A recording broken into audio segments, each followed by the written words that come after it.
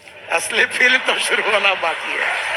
अगर अच्छी सड़क हो, अच्छा सफर हो और सस्ता भी हो तो शायद देश के आम नागरिक के लिए इससे बेहतर कुछ नहीं हो सकता। Politics of progress and development, ये हमारे राजनीति का भाग है। और आपको सही बताता हूं, मैं तो 90% पॉलिटिशियन हुई नहीं। मैं मैक्सिमम सेवा का काम करते रहता हूं, हमारे क्षेत्र में काम कर रहता हूं। नितिन गडकरी जी, 10 साल का तो शासन हो गया, 2024 तक आपने इतना अचीव कर लिया, आपने 2029 का भी टारगेट सेट कर दिया। वहां प्रधानमंत्री जी कहते हैं अब की बार 400 पार, आपने 29 का टारगेट सेट कर लिया है। चुनाव की जरूरत है या ये सारा पैसा जो खर्चा होगा ये रोड बिल्डिंग में ही लगा दे? ये मुझे बहुत बार लोग प्रश्न पूछते हैं, तो मैं सरकारी पैसे पर डिपेंड नहीं हूं और मैं ये सब बिजनेसमैन है। मैं आपको एक इंसिडेंट बताता हूं कि अभी मुंबई स्टॉक एक्सचेंज में हमने हमारा बॉन्ड इशू इनविट बॉन्ड का लॉन्च किया। 7 दिन का टाइम था और मैं मेरे फैमिली के साथ गोवा में गया। पहले दिन 7 घंटे में 7 hours in first day, not 7 days, हमारा bond issue 7 times over subscribe हुआ।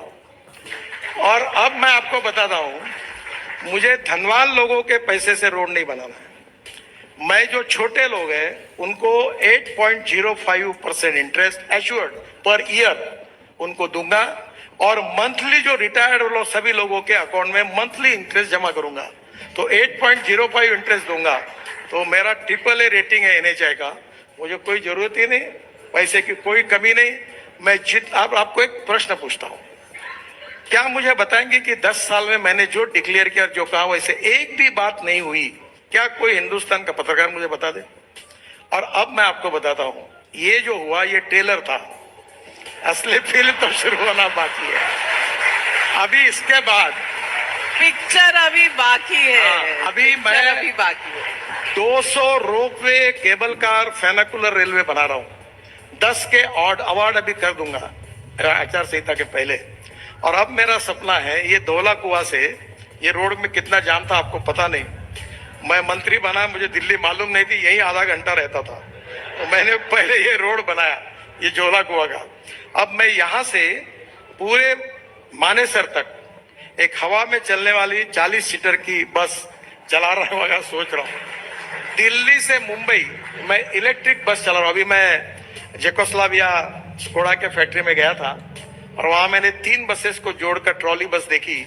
और दिल्ली से जयपुर में ये बस शुरू करने की कोशिश कर रहा हूं, जिसमें ये बस में एयर कंडीशन होगी, इसमें बिजनेस क्लास होगा, लैपटॉप पर आप देख सकेंगे, 2 घंटे में जयपुर पहुंच जाएंगे और बस का किराया डीजल बस की तुलना में 30% कम होगा और पोल्यूशन 0 होगा।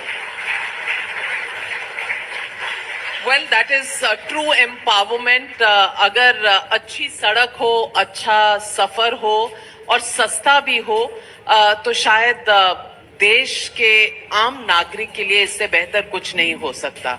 एक और एरिया है जो कंसर्न का है, जो है रोड सेफ्टी। जहां एक्सीडेंट्स रोड पर जो होते हैं, हमारे जो हाईवेज होते हैं, our highways sometimes even have speed breakers. We have animals coming on them. We have all kinds of transport on it, and risk of accidents and accident numbers are high. How do we plan to address this issue? Actually frankly मैं accept करता हूं कि 10 साल में ये एक ही subject है जिसमें मुझे सफलता नहीं मिली।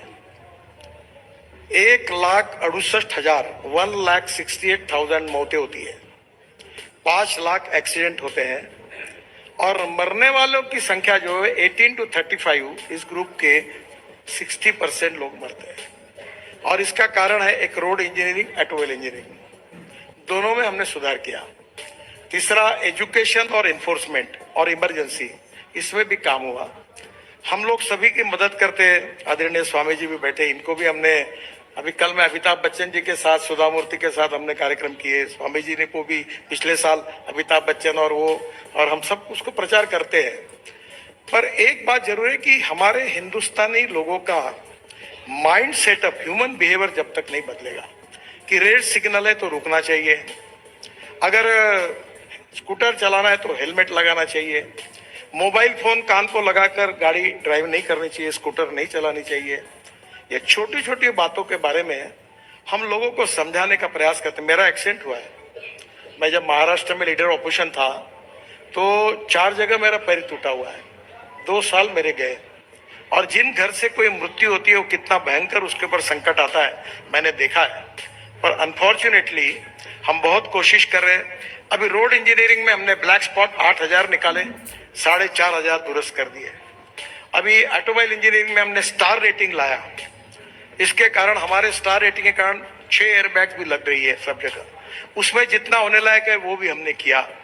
इन्फोर्समेंट में हमने नया मोटर व्हीकल एक्ट भी लाया, फाइन भी बढ़ा दिया। पर अब हमारी आवश्यकता ये है कि हम कैसा भी करके ह्यूमन बिहेवियर को बदले, जिसमें मीडिया का, एजुकेशन इंस्टीट्यूशन का, सोशल ऑर्गेनाइजेशन का सहयोग से हम लोगों का माइंड सेटअप, उनका जो ह्यूमन बिहेवियर है वो बदलने की कोशिश कर रहे हैं। कानून भी कड़ा किया है, कैमरे भी लगे हैं, पर लोगों में सुधार नहीं होता, ये एक प्रॉब्लम है। पर सबके सहयोग से अब इसको सुधारने की कोशिश करेंगे। Well, as a media group, we are with you in creating awareness and bringing standards of road safety, education. As a media group, I can say that we will all be committed to this. ये सब तो हो गई infrastructure की, आपके passion की बात। अब कुछ ही हफ्ते रह गए हैं, चुनाव का अनाउंसमेंट होने वाला है। रिजल्ट पहले से पता है? देखिए, मैं भी लोकसभा लड़ा हूँ 2 बार, और मुझे ऐसा लगता है कि हम लोग जब अच्छा कार्य करते हैं तो caste, creed, sex, religion, language, इसके ऊपर उठकर लोग मतदान करते हैं। Politics of progress and development, ये हमारे राजनीति का भाग है। और आपको सही बताता हूँ, मैं तो 90% पॉलिटिशियन हुई नहीं, मैं मैक्सिमम सेवा का काम करते रहता हूँ, हमारे क्षेत्र में काम कर रहता हूँ। और मेरा विश्वास, और इस बार मैंने कहा भी है कि मैं ना पोस्टर लगाऊंगा ना बैनर लगाऊंगा, मैं आपका आशीर्वाद लेने के लिए आपके पास जरूर आऊंगा। और मेरा विश्वास है कि जो अच्छा काम होता है, पब्लिक इंटरेस्ट का काम होता है, गरीबों के लिए काम होता है, वो जात, पंथ, धर्म, भाषा की दीवारों को तोड़ देता है। मोदी जी के नेतृत्व में 10 साल में इस देश की प्रगति और विकास जो हुआ है, जो आप सबके सामने है, हमारा देश कहाँ था और कहाँ है, तो मुझे लगता है कि मोदी जी के नेतृत्व में फिर से एक बार हमें बहुत अच्छा समर्थन मिलेगा, मेजोरिटी मिलेगी, और हमारा सरकार निश्चित रूप से चुनकर आएगा। And Nitin Gadkari, what is your personal vision for yourself in the next 5 years? वो तो प्रधानमंत्री जी के ऊपर है कि वो मुझे कौन सा डिपार्टमेंट देंगे, वो काम मैं करूंगा। On that note,